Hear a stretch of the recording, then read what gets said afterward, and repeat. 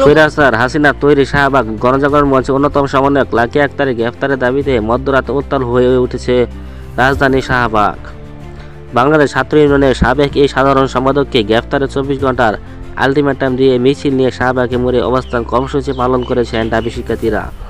বৃহস্পতিবার রাত 1:15 বিশ্ববিদ্যালয়ের হলগুলো থেকে মিছিল নিয়ে রাজু ভাস্কর্য হয়ে শাহবাগ প্রজন্ম চত্বরে অবস্থান নেন শিক্ষার্থীরা। সেখানে তারা সংক্ষিপ্ত সমাবেশ করেন। এর আগে পুলিশের উপর হামলার প্রতিবাদ এবং আওয়ামী লীগকে ফেসিবাদী বানানো অন্যতম খলনায়ক লাকি আক্তার সহ অন্যান্য ফেসিবাদী দূষরদের গ্রেফতারের দাবিতে তাৎক্ষণিক বিক্ষোভ মিছিল শীর্ষ কর্মসূচি ডাক দেওয়া হয়। শিক্ষার্থীরা শাহবাগ নুমুর লতে লাকি তুই হাসিনা 24 বাংলার শাহবাগের ঠাঁই নাই, শাহবাগের হামলা করে ইন্টারমি কি করে ইত্যাদি স্লোগান দেন।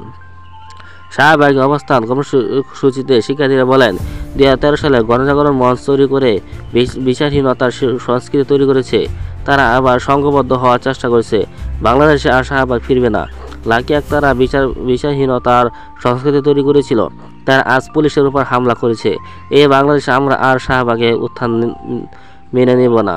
তারা আরও বলেন, প্রধান উপদেষ্টার বাসভবনের সামনে যাওয়ার নাম করে তারা আজ বিশৃঙ্খলা পরিস্থিতি তৈরির চেষ্টা করছে, আইন শৃঙ্খলা বাহিনীর উপর হামলা করেছে।